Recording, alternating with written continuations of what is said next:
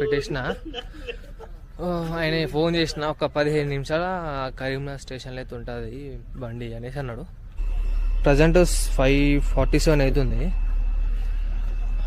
ఇంకొక 5 నిమిషాలు అయితే కరీంనగర్ నెంబర్ 1 ప్లాట్ఫామ్కి అయితే ట్రైన్ రాబోతుంది. ఆడైతే అక్కడ గేట్ అయితే వేసేసారు విన్నారుగా.